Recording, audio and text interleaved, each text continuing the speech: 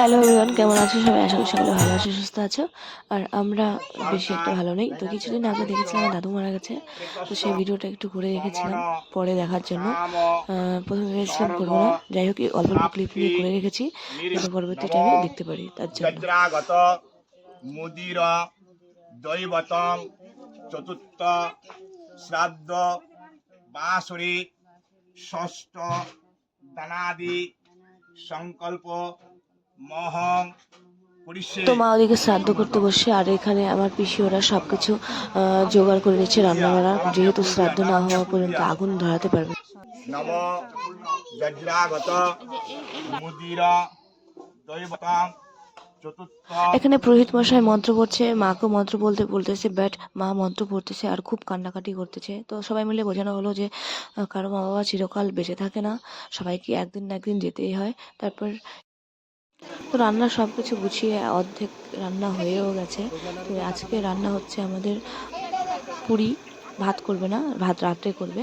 যাই হোক, পুরি হচ্ছে ছোলা দিয়ে, ডাল হচ্ছে, তারপর বাঁধাকপির ঘ্যাট হচ্ছে মটরশুঁটি আলু দিয়ে, তারপর ফুলকপির ডালনা হচ্ছে পনির দিয়ে। তো রান্না মোটামুটি অর্ধেকের বেশি শেষ হয়ে গেছে। আর এখন হলো দুপুর এই 2টো মতো বেজে গেছে। তো খাবারের প্রায় রান্না অর্ধেকই শেষ। তো এখন খাবার দাবার ব্যবস্থা করা হবে, তার জন্য ভাই এখানে চেয়ার টেবিল সব পেতে দিয়েছে। তো একে একে লোকজন এসে খাওয়া দাওয়া করবে। আর ওদিক থেকে কানকি থেকে মামা ওরা চলে এসছে, তো মা ওদের সাথে গল্প করে নিচ্ছে। আর এখানে খেতে দিয়েছে আর খাবার সব বের করে নিচ্ছে। যাই হোক, আমি খাবার ক্লিপগুলো নিতে পারিনি। চলছে পুরি বানানোর প্রস্তুতি।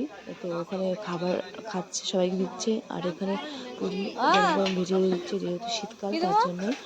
তো রাতেও অনেক অনুষ্ঠান আছে। তো এই বলতে বলতে দুপুরে খাওয়া দাওয়া শেষ হয়ে গেছে, প্রায় 200 লোকের মতো করেছিল। তো এখানে আমার ভাস্তি মালা গেঁথে নিচ্ছে। আর বাড়িতে যারা ছিল তাদের জন্য একটু এই সাইডে মানে লাগিয়ে খাবার মা সারাদিন কিছু খায় না। कितने साल हो गया? 7 साल हो गया, 12 साल के बाद। 12 साल के बाद सुना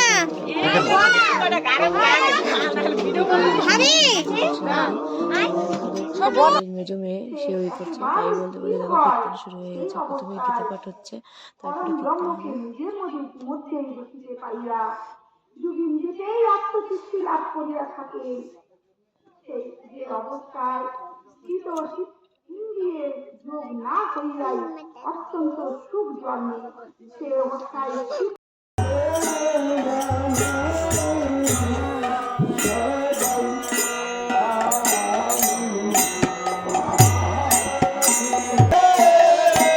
আজকে এখানেই শেষ করলাম। তো সবাই পাশে থেকো আর চ্যানেলটাকে সাবস্ক্রাইব করে দিও, অনেক সাপোর্ট করো।